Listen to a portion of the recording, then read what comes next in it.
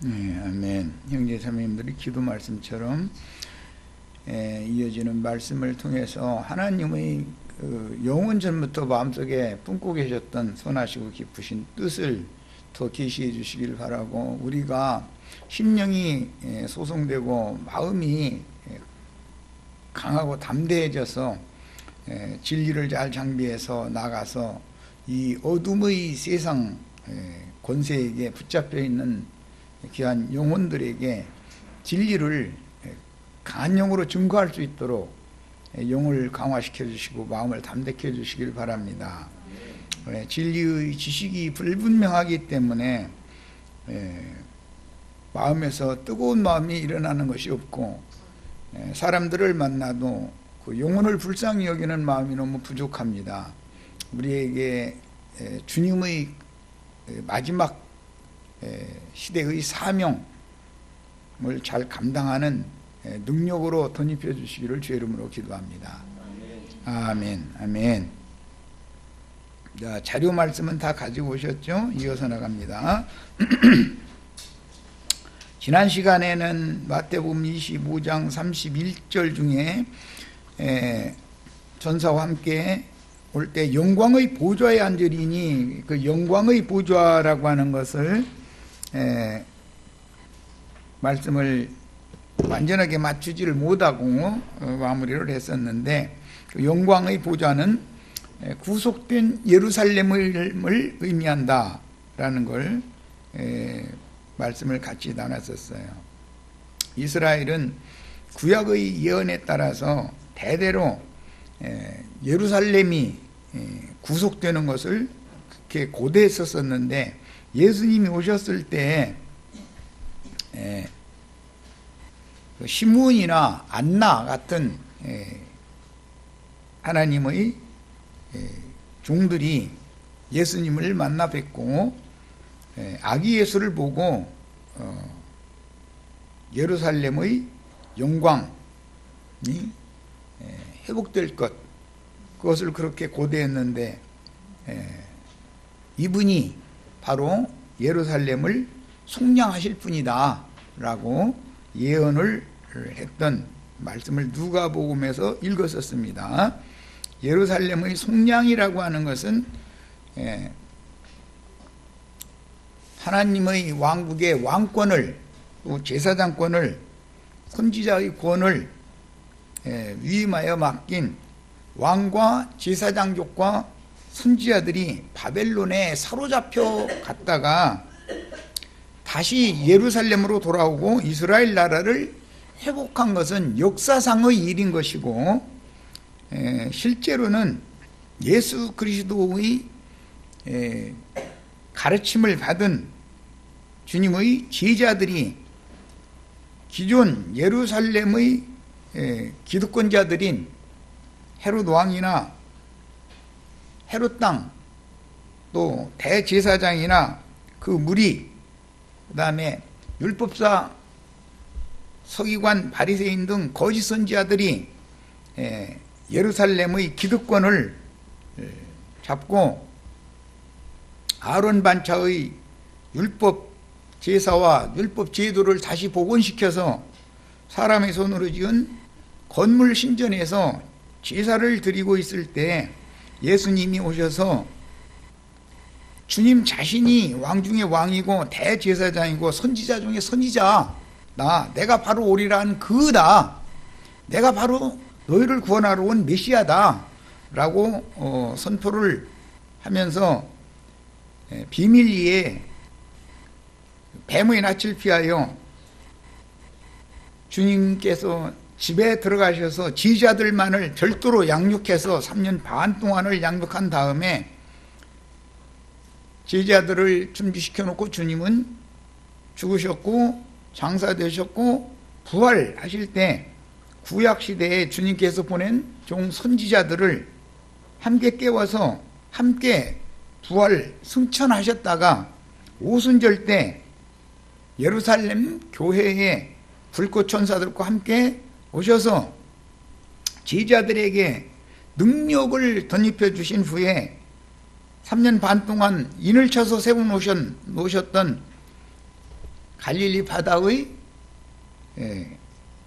어부들이었던 무식한 사람으로 멸시받던 주님의 인을 맞은 제자들에게 사명을 맡겨서 전도를 시작하게 하셔서 예루살렘 교회를 세우셨고, 예루살렘 교회는 AD 70년에 예루살렘과 이스라엘이 멸망함과 동시에 없어졌다가 이어서 안디옥 교회를 통해서 이방인들에게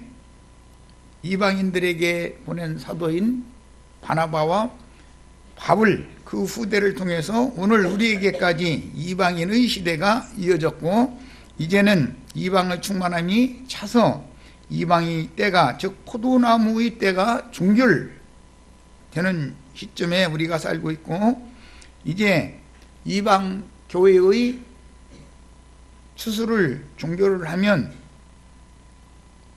다시 한 시대가 바꿔져서 그동안에 그리스도의 은혜에서 끊쳐져 나갔던 이스라엘 12지파가 짐승의 때 3년 반 동안에 마지막 시대를 교회 추수를 종결하는 증인들이 전파하는 열린 작은 책의 말씀, 영원한 복음을 그들도 받아들여서 인맞은 이스라엘 12지파가 준비가 되면 교회 시대가 이제 종결이 되어지고, 마지막 추수나팔을 불던 증인들과 함께 통역해서 그리스도의 몸을 세운 시온산에 선 14만 4천의 수가 채워지고, 그들이 승천하여 하늘의 예루살렘 성 영광의 도성에 들어갔다가 주와 함께 오는 세상에 불꽃 천사들로 다시 강림하셔서 인맞은 12지파들을 통해서 오순절이 재현되어지고 반복되어지는 시점에 예루살렘에 모인 모든 민족들에게 이방인의 때를 종결하는 기간에 인맞은 이스라엘 12지파가 새 시대에 맞는 의의 말씀을 다시 전파하면, 그때 어린 양의 장막에 들어온 흰옷을 입은 많은 무리들을 통해서 예루살렘의 영광이 회복되고, 인맞은 이스라엘 12지파가 1000년 동안 마곡 땅의 백성들에게 전도를 해서 제사장 나라를 실현을 하게 되면 이제 영적 이스라엘 나라의 완전한 회복이 실현돼서 메시아의 왕국이 1000년 동안 영광스럽게 이어지게 된다. 이것을 나는 지금 성경을 보지 않아도 이렇게 경륜적으로 흐름을 따라서 한 10분 동안 요약적인 말씀을 했는데, 이런 경륜에 대해서 밝아지셔야 되고 마음속에 이렇게 다 진리의 기둥과 터로 세워지셔야 됩니다. 자, 이제는 구체적인 내용으로 들어가겠습니다. 천사와 인자가 자기 영광으로 모든 천사와 함께 올 때에 이 모든 천사는 불꽃 천사들이고, 이미 앞서서 데려간 사람 천사들인 거예요. 그 사람 천사들과 지음받은 천사들은 당연히 수종자들이기 때문에 함께 오는 것이고, 올 때에 자기 영광의 보좌에 앉으리니 그랬는데, 초대교회 때는 예루살렘에 세워진 주님의 교회가 재림하신 그 영으로 구약시대의 모든 온전케 된 의인의 영들과 함께 재림하신 주님의 영광 보좌가 예루살렘 교회에 있었다. 그런데 이방인의 때를 위해서 안디옥 교회를 모교회로 삼는 이방인들의 충만한 수, 이방 교회가 추수를 종결하고 나면 예루살렘 교회는 반드시 회복된다. 하나님은 자기 백성이나 예루살렘을 아주 버리는 법은 절대로 없다. 이게 이제 하나님의 경륜인 거예요. 그러기 위해서는 당연히 이 일을 준비하기 위해서 팔레스타인 땅에 세상적인 이스라엘 나라가 세워져야 되는 것이고 예루살렘이 회복이 되어져야 되는 거예요. 그런데 지금까지는 예루살렘이 예루살렘, 서예루살렘 이렇게 통곡의 벽을 기점으로 이렇게 나눠져 있어요. 그러나 주님의 말씀이 응하기 때문에 반드시 응해야 되기 때문에 지금 예루살렘, 이스라엘 나라의 수도인 예루살렘은 웨스트방크라고 그래가지고 서예루살렘의 신도시를 말하는 것이지 구도시 통곡의 벽 동편 쪽에 세워진 솔로몬 신전이 세워져 있는 그 자리가 회복된 것이 아니에요. 그렇기 때문에 역사상으로도 반드시 동예루살렘이 회복이 되어져야만 된다라는 것이 성경 예언인 것이고, 이스라엘은 지금은 땅이 북쪽에 시리아에 막혀 있고 동쪽에는 이라크에 막혀 있지만, 그리고 남쪽은 사우디아라비아로 막혀 있습니다. 그러나 성경 예언에는 홍해바다로부터 시작해서 저 북쪽으로는 유브라데 강과 티그리스 강까지, 그 다음에 동쪽으로는 이라크 지경의 끝 지경까지, 동방 땅 끝까지,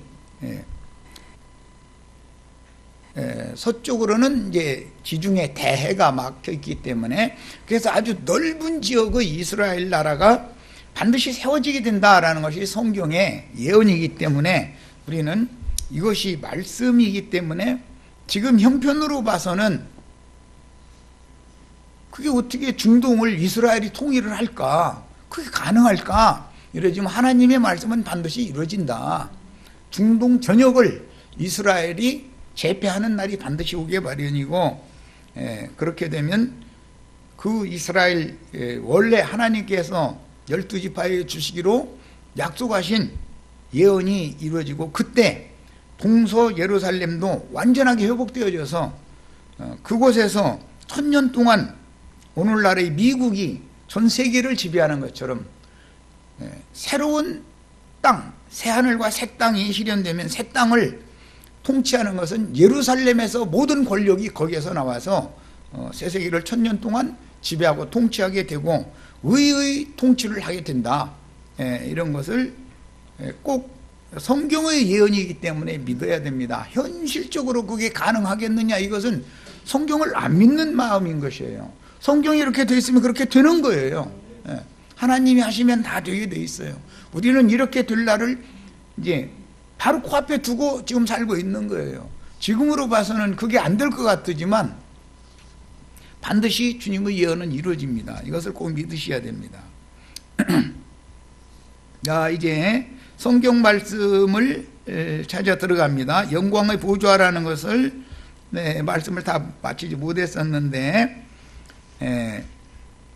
1페이지의 3번 항목부입니다. 마태복음 19장 28절, 예수께서 이르시되 내가 진실로 너에게 이르노니 세상이 새롭게 되어, 여기에서 주님의 예언이 세상이 새롭게 된 것은 성령께서 오셔서 이방인에게 전도를 하는 때가 세상이 새롭게 된 거예요. 여기에서는. 그런데 이 일은 반복되는 거예요. 반드시 이방의 충만한 수가 차면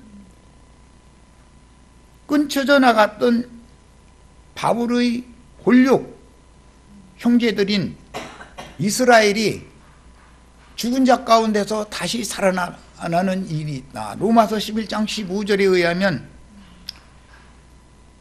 바울의 동족을 하나님이 버리신 것이 세상에게는 화목이 되었는데, 이제 때가 차면 자기 백성 이스라엘을 다시 받아들이는 때가 온다. 그렇게 되면 죽은 자 가운데서 자기 바울 사도의 골육들이 다시 살아나는 것이 아니면 무엇이겠느냐. 이것이 부활인 것이다. 민족적인 부활이다. 이것은 신앙의 부활을 말하는 것이다. 그런 말이에요. 그 일을 위해서 이미 2000여 년 동안 나라를 잃고 헤매고 있던 이스라엘이 독립국을 지금 1948년도에 세우는 거예요. 그런 일이 있어야 성경이 응하기 때문에 그런 거예요. 이것도 지금 완성된 건 아니죠. 완성의 단계로 가는 과정이 있는 것이에요, 지금. 예, 그런데 이스라엘은 부단히 중동을 제패하기 위해서, 중동 전역을 제패하기 위해서 모든 준비를 하고 있기 때문에 이것을 대항하기 위해서 IS라고 하는 이게 이슬람 세력이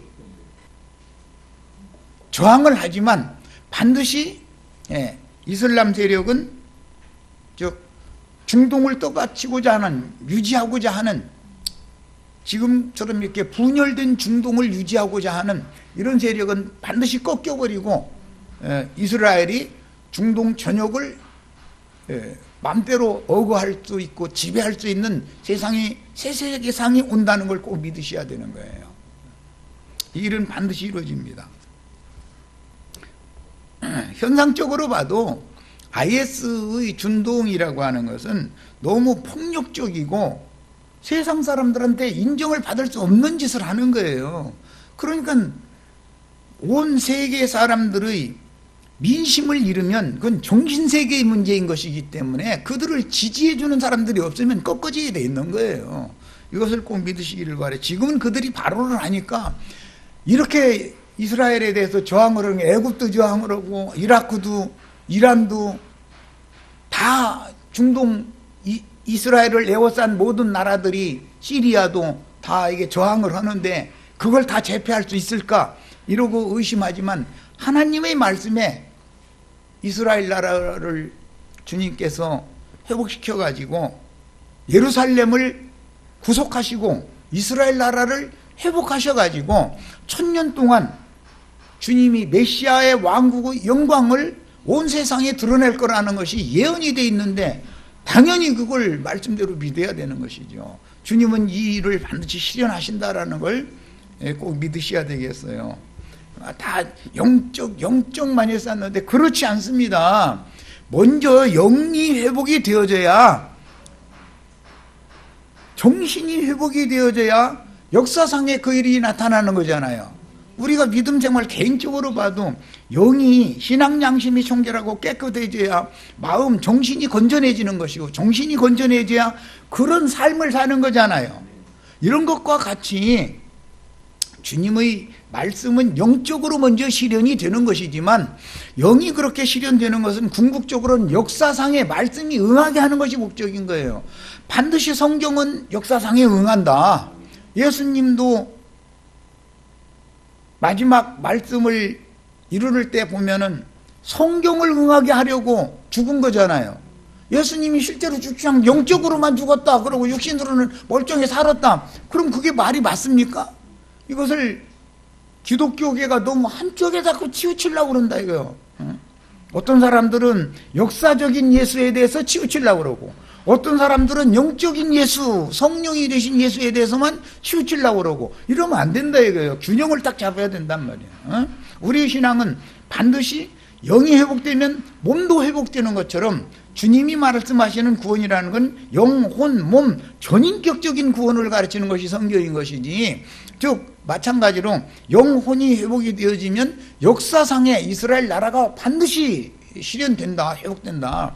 메시아의 천년왕국, 메시아의 영광이 드러나는 천년왕국이라는 것이 반드시 역사상에 실현된다. 이걸 꼭 믿으셔야 됩니다. 이것을 안 믿는 자들이 지금 이런 말 저런 말 해가지고 많은 사람들을 혼잡하게 하지만 그건 절대 그런 치우치는 어떤 사람들이 가르침에 혼동하면 안 됩니다.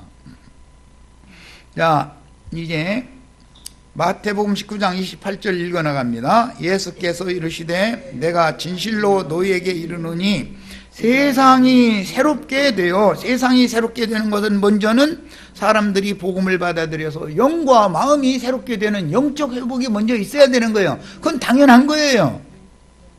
영적 회복이 있으면 당연히 영적 회복의 표상인 예루살렘 교회가 세워지는 것이다 이거예요. 당연히 예루살렘의 교회라고 하는 것이 나타나지 않으면 영적 회복만 있고 교회는 없어. 그러면 그게 무슨 말씀이 응하는 거예요. 예루살렘에 교회가 세워지기 위해서 그 교회가 되려면 옛것인 아론 반차에 따른 제사장 제도를 행하던 예루살렘 절기가 오순절 때 완전히 영적으로도 이게 적용이 되는 거단 말이야. 그래서 회개의 복음을 베드로와 11 사도가 전할 때 회개하고 돌이킨 자들은 교회에 가입하게 됐다. 이게 주님의 천국 메시아의 왕국에 가입하게 됐다 이거예요. 그런데 끝까지 대적한 헤롯 왕이나 대제사장들이나 율법사 서기관이 구약시대로 말하면 왕, 제사장, 선지자 이 자칭 기름 부음을 받았다고 하는 자들은 끝까지 베드로나 11 사도들의 증언을 반대하고 잡아다가 감옥에도 가지고 매질도 하고 그랬지만 이스라엘 나라가 주님의 예언대로 멸망받으니까 그들이 권세 부릴 수가 있냐 이거예요. 로마에서 완전히 예루살렘이 파괴돼 버리고 이스라엘 나라가 AD 105년에 없어져 버렸는데 지들이 삼권을 주장하고 있던 자들이 어디다 권세를 부리겠냐 이거예요. 하나님 말씀이 이렇게 이루어지는 것이다. 그 다음에 인자가 자기 영광의 보좌에 앉을 때 그랬는데 여기 자기 영광의 보좌에 앉는다고는 이 인자가 자기 영광의 보좌에 앉는다는 것은 회복된 예루살렘 즉 예루살렘 교회가 바로 주님의 영광스러운 보좌다 이거예요. 영이 되신 주님의 보좌는 영, 심령과 마음이 회복되어져서 교회에 들어온 사람들로 세워지는 교회가 예루살렘 교회가 성령이 되신 재림하신 주님의 영광 보좌였는데 그런데 그 보좌가 주님만 앉는 게 아니라 나를 따르던 너희도 12보좌에 앉아 그랬어요. 사도들이 무슨 금의자 만들어 놓고 예루살렘 교회에서 금의자 12개 놓고 앉아있고 그런 것은 아니잖아요. 그들이 머리 노릇을 할 수 있어서 예루살렘 교회의 사도 장로들이 예루살렘 교회를 인도해 나가고 이끌어 나가는 그런 보좌에 앉아 있었던 거예요. 그런데 그들이 주님의 뜻을 완전히 이해하지 못했기 때문에 예루살렘에서 계속 많은 수만이나 되는 신자들 앞에서 영광을 계속 받으려고 그러니까 하나님께서 그들을 흩어버리는 거예요. 헤롯의 박해를 통해서 흩어버렸어요. 그래서 그 이후로부터는 예루살렘 교회는 쇠퇴기를 걷게 되고 안디옥 교회가 모교의 역할을 최초의 어머니 교회는 예루살렘 교회였지만 예루살렘 교회가 전도를 해서 영적인 자녀들을 낳으니까 그러나 예루살렘 교회는 쇠퇴기를 걷다가 없어져 버리고 안디옥 교회가 부흥하기 시작해가지고 땅끝까지 복음이 전파된 것이다. 그러니까 우리의 어머니는 안디옥 교회지 예루살렘 교회가 아닌 것이죠. 그런데 예루살렘 교회를 주님이 완전히 버리느냐? 그거는 아니다. 반드시 이방의 충만한 수가 차고 나면 예루살렘 교회는 회복되는 것이다. 이것을 우린 꼭 믿으셔야 되겠어요. 오는 1000년 동안은 어린 양의 장막에 들어간 흰옷을 입은 헤아릴 수 없는 많은 그 영혼들은 그 어머니가 예루살렘 교회인 것이지 안디옥 교회가 아니다 이거예요. 왜? 시리아라는 것은 이제는 천년왕국에서는 이스라엘에 흡수되고 통일되어져 버리는 것이기 때문에 안디옥은 시리아에 있는 도시잖아요. 그렇기 때문에 그때는 예루살렘이 주도권을 갖는 것이지 안디옥이 주도권을 갖는 게 아니다 이거예요. 이런 우주 경영에 대해서 반드시 깨달으셔야 됩니다. 그 다음에 재림 때 12보좌에 앉는 것은 우리 형제 자매님들도 여기에 앉을 수 있는 것이다 말이에요. 오는 새 세상, 의의 거하는 바 새 하늘과 새 땅을 실현하기 위한 12보좌, 마태복음 25장의 주님의 형제들과 함께 와서 보좌들이 앉는다 그랬는데, 그 형제들 중에 우리도 포함될 수 있다. 오는 세상에서는, 이미 지나간 세상에서는 주님의 사도들이었었죠. 그러나 오는 세상에서는 우리도 여기에 포함될 수 있다. 그걸 위해서는 맡은 사명을 해야 된다 이거예요. 사도로서의, 전도자로서의 목숨을 내놓고 전도를 하는 사명을 수행해야 된단 말이에요. 어떤 사명을 수행하는 자와 동역해서 그리스도의 몸을 세울 것이냐, 짐승의 몸을 세울 것이냐에 따라서 심판을 받을 것이냐, 성도들이 어린 양의 신부로 신부성의 대례감을 받을 것이냐가 또 결정이 되는 문제다 이거예요. 자, 이스라엘 12지파를 심판하리라. 초대교회 때는 12사도들이 복음을 믿고 회개하여 사도들이 지시한 대로 예수 그리스도 이름 안으로 침례를 받은 자들은 양무리가 되었고, 대적자들은 염소무리로 판단을 받았다, 심판받았다. 마찬가지로 오는 세상에서도 똑같은 일이 또 일어난다 그런 말이에요. 그런데 문제는 이제 전도자들이 바톤을 바꿔받는 것이죠. 전도자들이 이제는 이방인들이 아니고 회복된 인마진 이스라엘 12지파가 보좌들에 앉게 되는데, 그들은 우리 형제 자매님들의 영들이, 온전케 된 의인의 영들이 그들 위해 불꽃 천사로 다 임해가지고 천사들의 보호 아래 성령이 말하게 하심을 따라서 그들이 또 말을 하는 것이지, 자기네들 멋대로 말을 하는 게 아니다 이거야. 그때 형제 자매님들은 영적 왕 같은 제사장들이 되는 거예요. 그래서 1000년 동안 그리스도로 더불어 제사장이 되어 1000년 동안 왕노로 산다 그랬는데, 그들이 전도할 말씀을 주는 빛의 사자들이 다 되는 거예요. 영이 임해야 돼요. 어떤 영이, 나도한 형제가 이런 걸 증거하는 것도 나도한 형제의 어떤 사상이나 육신적인 생각을 가지고 하는 게 아니다 이거예요.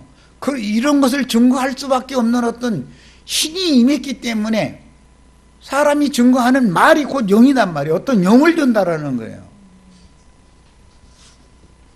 자, 예레미야 3장 17절 18절 엊그제 잠깐 읽었었는데 오늘 다시 한번 읽어봅니다. 그때에 예루살렘이 그들에게, 그때라는 건 이것은 역사적으로는 바벨론의 포로로 사로잡혔다가 70년이 차가지고 돌아와서 예루살렘을 중건할 때를 말하는 거예요. 여기서는 그때 예루살렘이 그들에게, 여기 그들에게라는 것은 바벨론의 포로로 사로잡혔던 하나님의 백성들을 인도해서 우리가 예루살렘과 본토로 돌아가야 된다라고 외치는 자들이 있었다 이거예요. 그들이 여호수아와 스룹바벨을 동역했던 선지자들이죠. 스가랴나 말락이나 학개나 이런 선지자들이 다 외친 자들이잖아요. 그때 당시 다 발수들이었잖아요. 그래서 그들을 따라서 다 나오는 게 아니고 바벨론에서 도저히 살 수 없는 사람들만 따라 나온 거예요. 바벨론에서 성공한 사람들은 따라 나오지 않아요, 절대로. 이 일은 늘 반복된다. 왜? 세상에서 모든 것이 갖춰진 사람은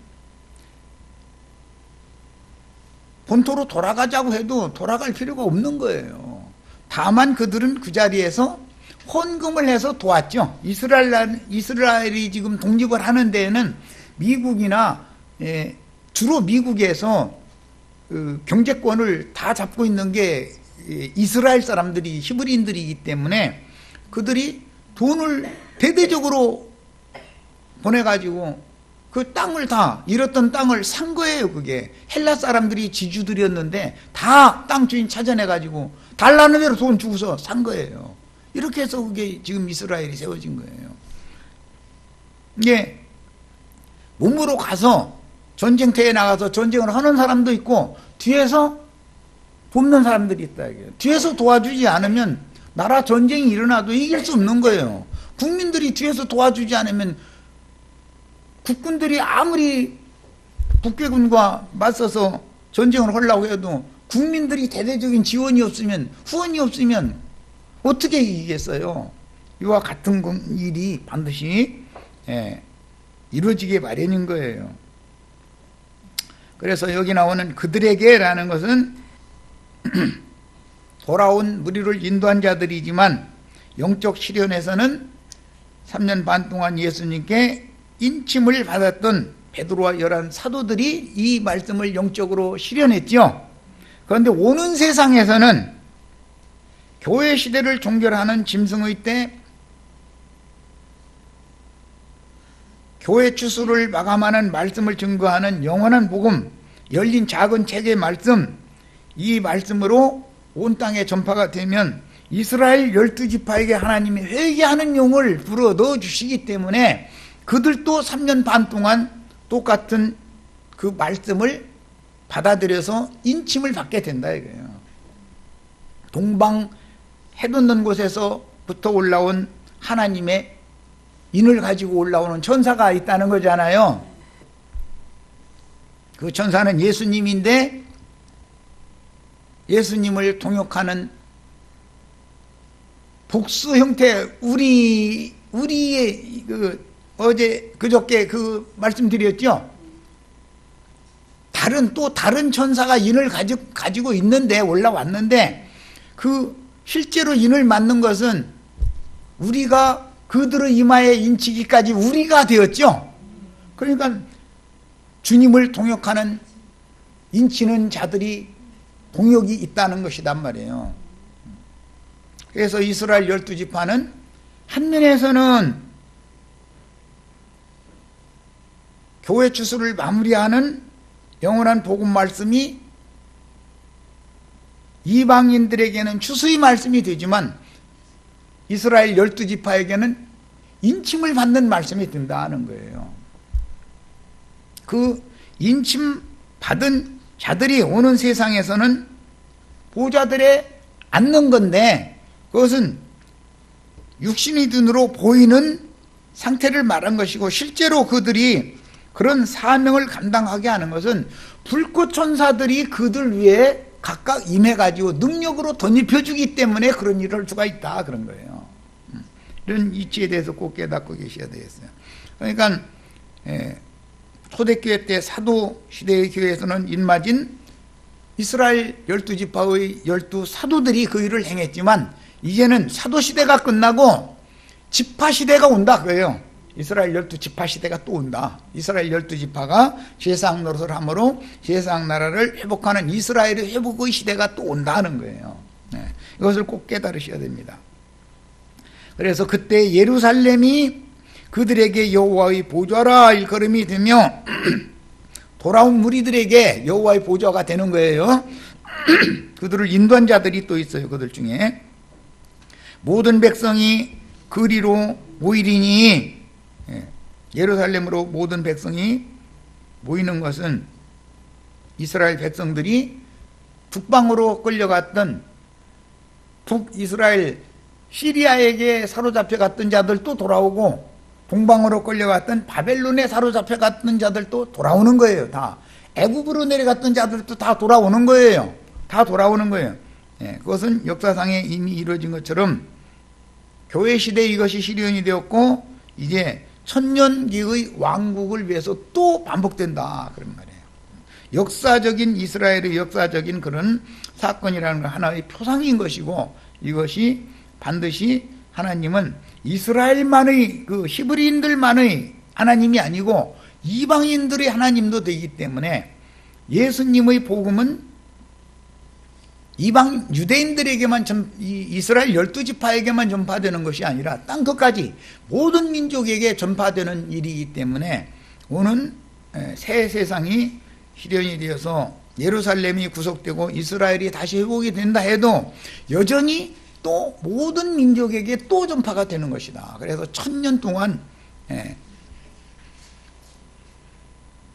그 인마진 이스라엘 12지파의 후계자들, 사역자들이 이어지게 되기 때문에 그들을 통해서 구원 얻은 많은 하나님의 그들은 백성들이 된다. 계시록 21장. 그래서 아들들에게는 이 모든 것들을 유업으로 상속해 줄 것이고, 구원을 얻어서 흰옷을 입은 장막에 들어간 어린 양의 장막에 들어간 자들은 백성들이 된다. 이렇게 성경에 기록되어 있는 말씀을 그저께 말씀에서 같이 읽어봤어요. 자, 이제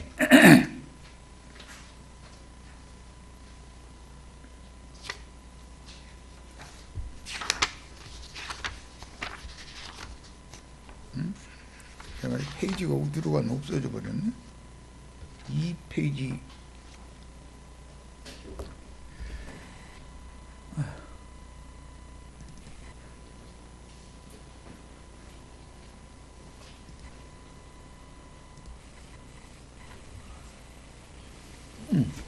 자, 이제 2페이지로 들어갑니다.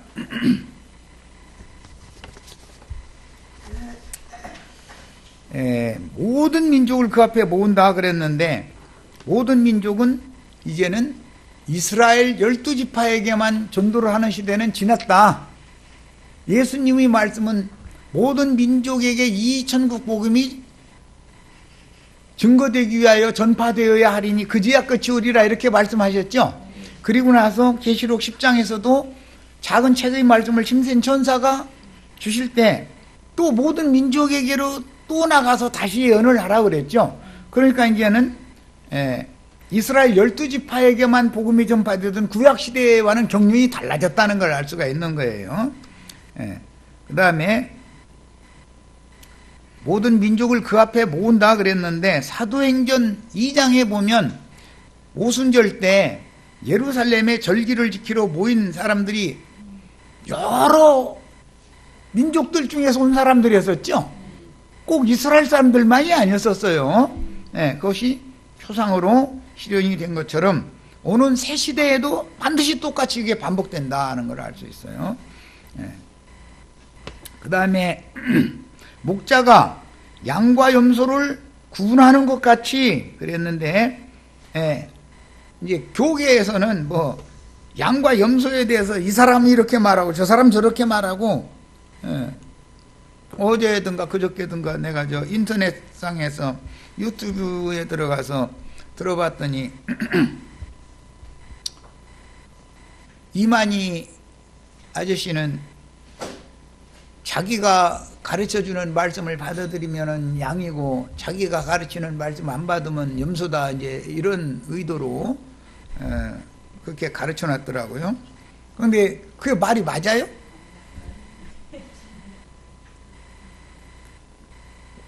등은 성경이고 이만희가 가르치는 말씀이 기름이고, 이제 이렇게 가르쳐 놨더라고요. 그래서 내가 거기다 이제 댓글을 써놓기를 등이 성경이면 이만희 씨가 성경에다가 기름을 부어주느냐, 이거에 대해서는 어떻게 생각하느냐 하고, 이제 자신 있으면 금기름 붓는 집에 와서 한번 진리 토론을 제시를 해봐라 그랬더니 삭제를 해버렸더라고요. 그래서 또 적어놨어. 그런데 이제 오늘은 안 봤는데 또 그대로 또 적어놨는데, 왜 답변을 않고 그게 글을 올려놓으면 삭제를 하는지 모르겠어. 나는 그렇게 그들이 불쌍하고 안타까워서, 이만희 씨 무리에 들어가서 하는 사람들이 성경 추구를 많이 하는 사람들이지, 기독교인들처럼 그냥 성경책 일요일날 가서 한두 구절 설교할 때만 읽어보고 집에다 갖다 먼지 쌓이도록 놔도 그런 사람들이 아니에요. 그래서 너무 안타까우니까 나는 가서 다음은 한두 사람이라도 좀 설명을 좀 하고자 해서. 그런데 그들이 받아주지를 않아. 뭐 글을 이렇게 올려놓으면은 삭제해버리고 못 들어오게 만들어버리고 이래서. 아니 참, 이것도 그러고 우리 김영숙 자매 말따나 방한증수로 부는 것처럼 우리한테만 얘기를 해야 뭐 효과도 없고 밖에다가 좀 전파를 해야 되겠는데 상대를 안 하려고 그냥 뭐 이게 잃어버리고 아주 나도 정말 우리 김영숙 자매는 이만시 만나러 찾아가라고 그러는데 내가 찾아가면 만나주겠어요? 글도 다 삭제해버리는 사람들이?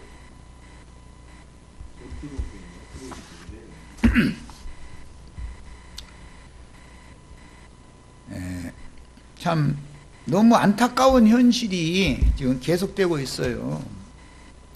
여기 성경이 말하는 양과 이 염소, 이제 이 모든 말씀을 31절에 46절까지 이제 이 지금은 대략 말씀을 나누는 것이고 이제 소급해서 세밀한 말씀을 나눌 건데 간략하게 말씀드리자면 복음을 받아들여서 구속받은 사람들은 양이 되는 것이고 복음을 받아들이지 않아서 여전히 죄인의 상태로 있는 사람들은 염소라고 표현을 하는 거예요. 성경에서는. 그러면 사람들은 염소는 말이야 나쁘고 다 지옥 간다 이렇게 함부로 생각하는데 그렇지 않아요. 우리가 염소였었다가 복음을 받아들인 거예요. 예.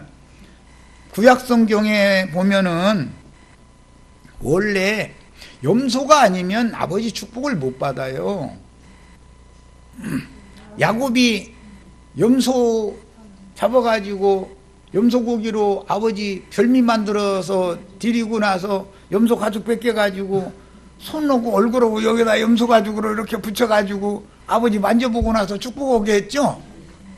그러니까 원래 양이면 축복을 받질 못해요. 자칭 의롭다 하는 나는 흰 양이요 그러면 그 사람은 구원 못 받는 거예요. 자칭 의인이면 구원 못 받아요. 내가 어떠한 죄인인지를 알아야 돼요. 야곱처럼 염소 털로 이렇게 온몸을 뒤집어 쓰고 아버지 앞에 가야 이렇게 만져보고 나서 그래야 회개의 영을 부어줘서 구원할 거 아니에요. 기본 원리를 알아야 된다 이거예요. 6월절 때도 꼭 양고기만 먹는 게 아니에요. 양이나 염소를 잡아서 6월절을 지키기 이렇게 했어요.